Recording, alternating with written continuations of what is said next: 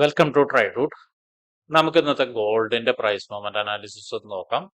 അതിനുവേണ്ടി one day ചാർട്ടാണ് എടുത്തിരിക്കുന്നത്. One day ചാർട്ടിൽ പ്രധാനപ്പെട്ട ഏരിയാസ് മാർക്ക് ചെയ്യുന്നുണ്ട്. ആദ്യമായിട്ട് മാർക്ക് ചെയ്യുന്നത് പ്രീവിയസ് ഗോൾഡിന്റെ ഓൾ ടൈം ഹൈനെ ആയിരുന്നു. ആ ഒരു ഏരിയനെ ബ്രേക്ക് ചെയ്തിട്ടാണ് കഴിഞ്ഞ 2 ദിവസം മാർക്കറ്റ് മുകളിൽ ട്രേഡ് ചെയ്യുന്നത്. അപ്പൊ ആ ഒരു ഏരിയനെ സപ്പോർട്ടായിട്ട് മാർക്ക് ചെയ്യുന്നുണ്ട്. ആ ഏരിയയിൽ ഒരു FEG കൂടി ഉണ്ട്. ആ ഒരു FEGനും കൂടി മാർക്ക് ചെയ്തിടുന്നുണ്ട്. ഇനി മാർക്ക് ചെയ്തിടുന്നത് ഇന്ന് മാർക്കറ്റ് ഓപ്പൺ ചെയ്ത ഒരു ഏരിയയാണ്. നോക്കിയാൽ കാണാം, ഈ ഒരു ഏരിയയുടെ താഴെ കുറച്ച് ഗ്യാപ്പ് ഫില്ല് ചെയ്യാനുണ്ട്. അതായത് ഇന്ന് ഗ്യാപ്പ് അപ്പ് ഓപ്പണിംഗ് ആണെന്ന് മാർക്കറ്റ് നടത്തിയിരിക്കുന്നത്. അപ്പൊ ഈ ഒരു ഗ്യാപ്പ്, ഇവിടെ ഒരു ഗ്യാപ്പ് ഇട്ടിട്ടാണ് മാർക്കറ്റ് മുകളിലോട്ട് പോയിരിക്കുന്നത്. അപ്പൊ ആ ഒരു ഗ്യാപ്പ് ഫില്ല് ചെയ്യാനുള്ള സാധ്യത വളരെ കൂടുതലാണ്. അപ്പൊ ഈ രണ്ട് ഏരിയ, അതല്ലെങ്കിൽ ഈ ഒരു ഗ്യാപ്പിനെ നമ്മൾ മാർക്ക് ചെയ്തിടുന്നുണ്ട്. അതിന്റെ കളറൊന്ന് ചേഞ്ച് ചെയ്തിടുന്നുണ്ട്.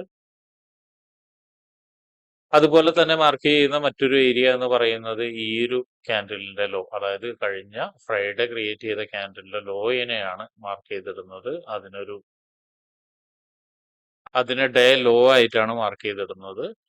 ഇനി മറ്റൊരു ഏരിയയും കൂടി മാർക്ക് ചെയ്തിടുന്നത് ഈ ഒരു ക്യാൻഡിലിന്റെ, അതായത് വളരെ സ്ട്രോങ് ആയിട്ടൊരു ബുള്ളിഷ് തന്നൊരു ക്യാൻഡിലിന്റെ ഹൈനെയാണ് മാർക്ക് ചെയ്തിടുന്നത്. അതിന് ഡേ ഹൈ എന്ന് പറഞ്ഞിട്ടാണ് മാർക്ക് ചെയ്തിടുന്നത്.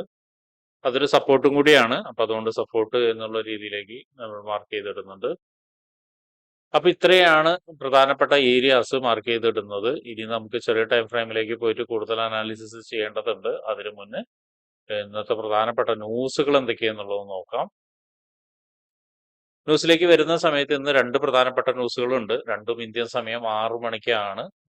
ആദ്യത്തെ ന്യൂസ് എന്ന് പറയുന്നത് കോർ റീറ്റെയിൽ സെയിൽസ് മന്ത്ലിയും, രണ്ടാമത്തെ ന്യൂസ് എന്ന് പറയുന്നത് റീറ്റെയിൽ സെയിൽസ് മന്ത്ലിയാണ്. അതിന്റെ പ്രീവിയസ് ഫിഗർ, അതായത് കോർ റീറ്റെയിൽ സെയിൽസ് മന്ത്ലിയുടെ പ്രീവിയസ് ഫിഗർ -0.4%, അതുപോലെ ഫോർകാസ്റ്റ് 0.3% ആണ്. അത്യാവശ്യം നല്ല വ്യത്യാസത്തോടു കൂടിയുള്ള ഒരു ഫോർകാസ്റ്റ് ആണ് തന്നിരിക്കുന്നത്. അതുപോലെ റീറ്റെയിൽ സെയിൽസ് മന്ത്ലി, അതും ലാസ്റ്റ് തവണ വന്നിരിക്കുന്നത് -0.9%, ഇത്തവണ വന്നിരിക്കുന്നത് 0.6% ആണ്. രണ്ടു ന്യൂസും അത്യാവശ്യം നല്ല ഡിഫറൻസോട് കൂടിയാണ് തന്നിരിക്കുന്നത്.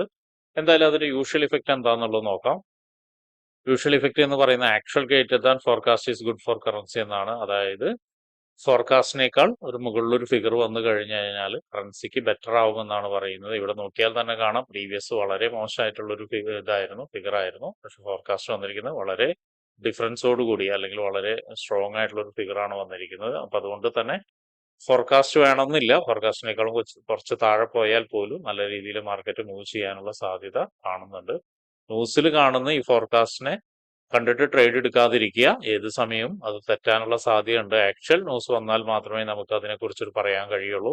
ഇവിടെയും വന്നിരിക്കുന്ന actual greater than forecast is good for currency എന്നാണ്. ഇവിടെയും ശ്രദ്ധിച്ചാൽ കാണാം, പ്രീവിയസ് 0.7%, ഫോർകാസ്റ്റ് -0.2% ആയിരുന്നു. പക്ഷെ ആക്ച്വൽ വന്നിരിക്കുന്നത് വളരെ വ്യത്യാസമായിട്ടുള്ള വന്നിരിക്കുന്നത് 0.9%, അതായത് -0.9% വന്നിരിക്കുന്നത്.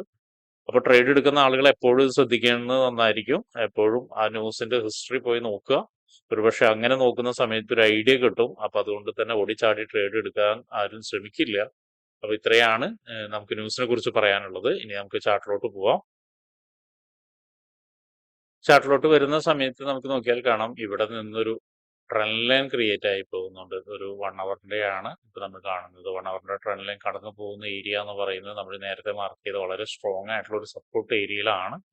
സപ്പോർട്ട് ഏരിയ എന്ന് പറഞ്ഞാൽ അതൊരു FEG ആണ്. അതിൽ കൂടിയാണ് കടന്നു പോയിരിക്കുന്നത്. അതുപോലെ തന്നെ മറ്റൊരു ട്രെൻഡ് ലൈനും കൂടി ഇതിൽ കൂടെ കടന്നു പോകുന്നുണ്ട്. അത് നോക്കിയാൽ കാണാം, മാർക്കറ്റ് ഈ ഒരു ഇതിലൂടെ കടന്നു പോകുന്നത്. ഇത് നമുക്ക് 50 മിനിറ്റ്സിലോട്ട് പോകുന്ന സമയത്ത് നമുക്ക് കുറച്ചും കൂടി ക്ലിയർ ആയിട്ട് കിട്ടും.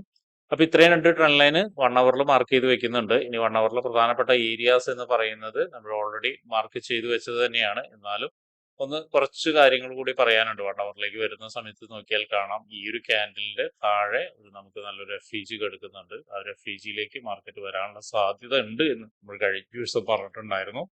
ആ ഒരു ലൈനിന്റെ കളർ ഒന്ന് മാറ്റിയിടുന്നുണ്ട്, നമുക്ക് മനസ്സിലാകാൻ വേണ്ടിയിട്ടാണ്. അതുപോലെ തന്നെ 1 അവറിൽ നോക്കിയാൽ കാണാം, മാർക്കറ്റ് നല്ല രീതിയിൽ കൺസോൾട്ടേഷൻ നടത്തിക്കൊണ്ടിരിക്കുകയാണ് ഈ റേഞ്ചിൽ. കൺസോൾട്ടേഷൻ നടത്തി മാർക്കറ്റ് ഒരു മൂവ്മെന്റിന് വേണ്ടി ആക്ച്വലി വെയിറ്റ് ചെയ്ത് നിൽക്കുകയാണ്. അപ്പോൾ ഒരുപക്ഷെ ഒരു ബ്രേക്ക്ഔട്ട് കിട്ടാൻ സാധ്യത കൂടുന്നുണ്ട്. അത് ബ്രേക്ക്ഔട്ട് മിക്കവാറും മുകളിലോട്ട് തന്നെ ആയിരിക്കും. പക്ഷെ മുകളിലോട്ട് പോകുന്നതിനേക്കാൾ മുന്നേ ഒരുപക്ഷെ കുറച്ച് ഒരു സപ്പോർട്ട് എടുക്കാനും സാധ്യതയുണ്ട്. എനിവേ അതെല്ലാം നമുക്ക് ചെറിയ ടൈം ഫ്രെയിമിലേക്ക് പോയി 50 മിനിറ്റ്സിലോട്ട് പോയിട്ട് നമുക്ക് നോക്കാം. ഇവിടെ 1 ഹവറിൽ നോക്കുന്ന ഒരു സമയത്ത് ആദ്യത്തെ സപ്പോർട്ട് എന്ന് പറയുന്നത് ഈ ട്രെൻഡ് ലൈൻ സപ്പോർട്ട് തന്നെയാണ്. ഈ ട്രെൻഡ് ലൈനിലേക്ക് ഇറങ്ങി വരുന്ന സമയത്ത് നമുക്കൊരു എൻട്രി അവിടെ നമുക്ക് കിട്ടാനുള്ള ഒരു സാധ്യത കാണുന്നുണ്ട്. ഇനി 1 ഹവറിലെ പ്രധാനപ്പെട്ട ഏരിയാസ് എന്ന് പറയുന്നത് നമുക്ക് മാർക്ക് ചെയ്യാനുള്ളത് ഈ ഒരു ഏരിയ തന്നെയാണ്. ഈ ഒരു ഏരിയയുടെ പ്രത്യേകത നോക്കിയാൽ കാണാം, മൾട്ടിപ്പിൾ ടൈം ഇവിടെ വന്നിട്ട് സപ്പോർട്ട് എടുത്ത ഏരിയ ആണ്. എനിവേ നമ്മൾ ആ ഒരു ഏരിയനെ മാർക്ക് ചെയ്തിടുന്നുണ്ട്, സപ്പോർട്ടായിട്ട് മാർക്ക് ചെയ്തിടുന്നുണ്ട്. ഇനി താഴോട്ടേക്ക് വരുന്ന സമയത്ത് അടുത്തൊരു സപ്പോർട്ട് എന്ന് പറയുന്നതും ഈ ഒരു ഏരിയ തന്നെയാണ്. അതിനെയും മാർക്ക് ചെയ്തിടുന്നുണ്ട് സപ്പോർട്ടായിട്ട്. അപ്പൊ ഇത്രയാണ് പ്രധാനപ്പെട്ട ഏരിയാസ് 1 ഹവറിൽ മാർക്ക് ചെയ്തിടുന്നത്. ഇനി നമുക്ക് 50 മിനിറ്റ്സിലോട്ട് പോയിട്ട് എന്തെങ്കിലും എൻട്രി സാധ്യതകളുണ്ടോ എന്നുള്ളത് നോക്കാം. 50 മിനിറ്റ്സിലോട്ട് പോകുന്ന സമയത്ത് നേരത്തെ നമ്മൾ പറഞ്ഞ ആ ഒരു ട്രെൻഡ് ലൈൻ നോക്കിയാൽ കാണാം. ആ ട്രെൻഡ് ലൈനിൽ ഒരു സപ്പോർട്ട് ഇവിടുന്ന് എടുത്തിട്ടുണ്ട്. ഈ ഒരു ലൈനിൽ നിന്ന് സപ്പോർട്ട് എടുത്ത് നല്ലൊരു മൂവ്മെന്റ് മുകളിലോട്ട് തന്നിട്ടുണ്ട്. പക്ഷെ വളരെ മൂവ്മെന്റ് തന്നിട്ടുണ്ടെങ്കിൽ പോലും മുകളിലോട്ട് പോകുന്ന സമയത്ത് നമുക്ക് വീണ്ടും മനസ്സിലാവുന്ന കാര്യം എന്താണെന്ന് വെച്ചിട്ടുണ്ടെങ്കിൽ ഈ ഒരു ഏരിയ അത്യാവശ്യം സ്ട്രോങ് ആയിട്ട് തന്നെ നിൽക്കുന്നുണ്ട്. ഈ ഒരു ഏരിയയിലേക്ക് മാർക്കറ്റ് വന്നിട്ട് വീണ്ടും താഴോട്ടേക്ക് ഇറങ്ങുന്നുണ്ട്. ഇപ്പോഴും നോക്കിയാൽ കാണാം താഴോട്ടേക്ക് ഇറങ്ങുന്നുണ്ട്. അപ്പൊ ഈ 50 മിനിറ്റ്സിന്റെ ഒരു എൻട്രി സാധ്യത എന്ന് പറയുന്നത് 2 വിധത്തിലാണ് എൻട്രി സാധ്യത എന്ന് പറയുന്നത്. ആദ്യം ഈ ഒരു ട്രെൻഡ് ലൈനെ ബ്രേക്ക് ചെയ്തിട്ട് ഈ ഒരു സപ്പോർട്ടും കൂടി ബ്രേക്ക് ചെയ്യുക. നമ്മൾ നേരത്തെ വരച്ച 1 ഹവറിന്റെ സപ്പോർട്ടും കൂടി ബ്രേക്ക് ചെയ്ത് താഴെ വന്നു കഴിഞ്ഞാൽ ഒരു എൻട്രി സാധ്യത കാണുന്നുണ്ട്, സെൽ എൻട്രി സാധ്യത കാണുന്നുണ്ട്. അപ്പോഴും ശ്രദ്ധിക്കേണ്ട കാര്യം എന്തെന്ന് വെച്ചിട്ടുണ്ടെങ്കിൽ ഇവിടെ വന്നതിന് ശേഷം ഒരു നല്ലൊരു എൻഗൾഫിംഗ് ക്യാൻഡിൽ, മുകളിലോട്ടൊരു എൻഗൾഫിംഗ് ക്യാൻഡിലാണ് കിട്ടുന്നതെങ്കിൽ, ഇപ്പൊ ഈ വരച്ചു വെച്ച പോലെ മുകളിലോട്ടൊരു എൻഗൾഫിംഗ് ക്യാൻഡിലാണ് കിട്ടുന്നതെങ്കിൽ ആ ഒരു ട്രേഡ് പരമാവധി സെൽ എൻട്രി ഒഴിവാക്കുന്നതായിരിക്കും നല്ലത്. ഈ ഒരു എൻഗൾഫിംഗ് ക്യാൻഡിൽ എന്ന് പറയുന്നത് അല്ലെങ്കിൽ ഒരു റിജക്ഷൻ ക്യാൻഡിൽ അല്ലെങ്കിൽ എൻഗൾഫിംഗ് അല്ലെങ്കിലോ ഒരു റിജക്ഷൻ ക്യാൻഡിലോ ആണ് ഇവിടുന്ന് കിട്ടുന്നതെങ്കിൽ അതൊരു പക്ഷേ സ്റ്റോപ്പ് ലോസ് ഹണ്ടിങ്ങിനുള്ള അല്ലെങ്കിൽ ഹണ്ടിങ് നടത്തിയ ഒരു ക്യാൻഡിൽ ആവാനുള്ള സാധ്യത കാണുന്നുണ്ട്. അപ്പൊ അങ്ങനെയാണെങ്കിൽ നമുക്ക് ഇവിടെ ഇതിന്റെ മുകളിൽ നിന്നിട്ട് എൻട്രി എടുക്കാം. പക്ഷെ എൻട്രി എടുക്കുന്നവർ എപ്പോഴും ശ്രദ്ധിക്കേണ്ട കാര്യം ഈ ട്രെൻഡ് ലൈനിന്റെ മുകളിൽ നിന്ന് എൻട്രി എടുക്കാൻ ശ്രമിക്കാം. കാരണം ഒരുപക്ഷെ മുകളിലേക്കൊക്കെ പോയതിനു ശേഷം വീണ്ടും താഴോട്ടേക്ക് ഒന്ന് ഇറങ്ങി വരാനുള്ള സാധ്യതയുണ്ട്. അപ്പൊ ഇന്നത്തെ ബൈ എൻട്രി എന്ന് പറയുന്നതിന് ഒരു പ്രധാന ഏരിയ ഒരു ട്രെൻഡ് ലൈനിന്റെ മുകളിലോട്ട് തന്നെ വെക്കാം. ടാർഗറ്റ് ഉള്ളത് ഈ ഒരു ലെവലാണ്, ഓൾ ടൈം ഹൈയിലാണ് ടാർഗറ്റ് ഉള്ളത്. അതിന്റെ ഇടയിൽ ശ്രദ്ധിക്കേണ്ട ഒരു കാര്യം, അവിടെ ഒരു FEG ഒക്കെ കിടക്കുന്നുണ്ട്. ഈ ഒരു ഇതിന്റെ മുകളിൽ ഒരു FEG കിടക്കുന്നുണ്ട്. നോക്കിയാൽ കാണാൻ ഒരു ഗ്യാപ്പ് അവിടെ ഫില്ല് ചെയ്യാനുണ്ട്. ഒരുപക്ഷെ ഫില്ല് ചെയ്തിട്ട് ചിലപ്പോൾ ഒന്ന് താഴോട്ടേക്ക് വീണ്ടും വരാനുള്ള സാധ്യത കാണുന്നുണ്ട്. അപ്പോൾ 50 മിനിറ്റ്സിലെ ഒരു എൻട്രി സാധ്യതയാണ് നേരത്തെ പറഞ്ഞത്. ഇനി ഒരു സെൽ എൻട്രി സാധ്യത എന്ന് പറയുന്നത് ഈ ഒരു ക്യാൻഡിലിന്റെ ഇനി ഒരു സെൽ എൻട്രി സാധ്യത എന്ന് പറയുന്നത് ഇപ്പൊ ഈ വരയ്ക്കുന്ന ലൈനിന്റെ താഴെ നോക്കിയാൽ കാണാൻ ഒരു പുൾ ബാക്ക് ക്യാൻഡിലാണ്. ആ പുൾ ബാക്ക് ക്യാൻഡിലിന്റെ താഴോട്ട് മാർക്കറ്റ് നല്ല രീതിയിൽ ഇറങ്ങി വരികയാണ്.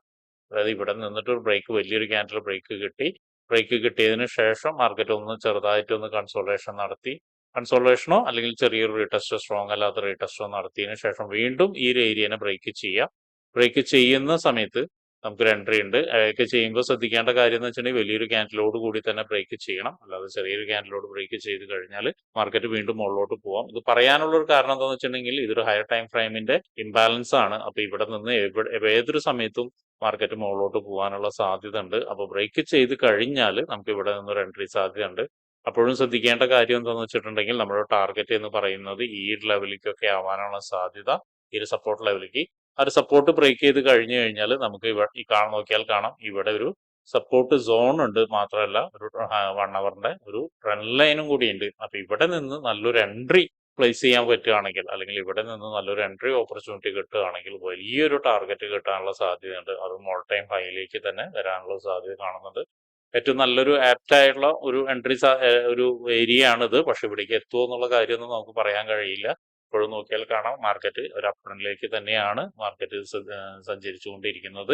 ഈ ട്രെൻഡ് ലൈനിന്റെ സപ്പോർട്ട് കൊടുത്തിട്ടുണ്ട്. ഇനി ഒരു പക്ഷേ ട്രെൻഡ് ലൈൻ ഒന്ന് ചെറുതായിട്ടൊന്ന് ബ്രേക്ക് ചെയ്ത് ഒന്ന് താഴോട്ടേക്ക് ഇറങ്ങി ഈ ഒരു സപ്പോർട്ട് ഏരിയയിൽ നിന്നോ അല്ലെങ്കിൽ നേരത്തെ പറഞ്ഞ ഈ ഒരു ഇംബാലൻസിൽ നിന്നോ ഒരു നല്ല മൊമെന്റ് മുകളിലോട്ട് തരികയാണെങ്കിൽ നേരത്തെ പറഞ്ഞ പോലെ തന്നെ ഒരു ബൈ എൻട്രി ഉണ്ട്. എനിവേ ഇപ്പൊ ഇത്രയാണ് ഇന്നത്തെ cell entry and by entry എന്ന് പറയുന്നത്. ട്രേഡ് എടുക്കുന്ന ആളുകൾ ശ്രദ്ധിച്ച് തന്നെ ട്രേഡ് എടുക്കാൻ ശ്രമിക്കുക.